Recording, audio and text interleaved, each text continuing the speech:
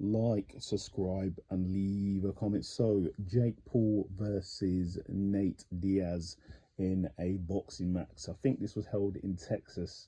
So, what's the match going into here? Obviously, Jake Paul has been training in boxing for quite a few years now, so he's going to be slightly have the edge.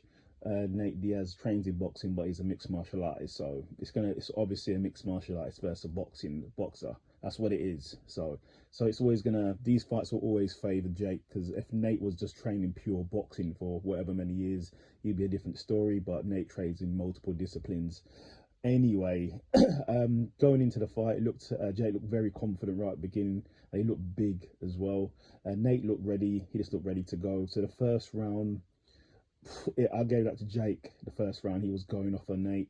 He was landing combinations. I think he had Nate sort of on the skates at one point, so I thought he might be out there, but Nate survived. He got through that.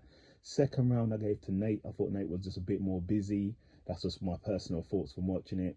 Third round, I gave to Jake, but it was really close. But it was a close round, but I gave to Jake.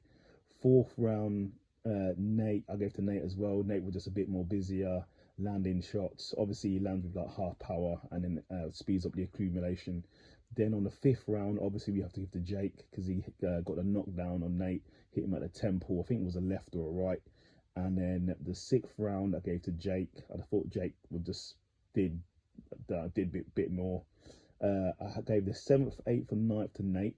I just thought he was more busy. He was more busy. He was going after him, just walking him down consistently. So I thought Nate won the seventh, eighth, and ninth.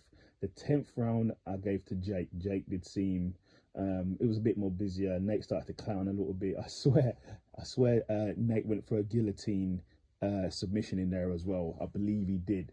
But at the end of it, Jake won by unanimous decision. It was a good fight. It was a good fight. It was a good showing from Nate. Like I said, Nate is a mixed martial artist. No matter how much he wants to talk about boxing, he's a mixed martial artist. If he was just training solely in boxing, no jiu-jitsu, no wrestling, it'd probably be a different story, or a totally blowout by Nate. But is a mixed martial artist. He trains black belts in jiu-jitsu. He's been fighting in a cage, real fighting. So obviously, it just does favour Jake.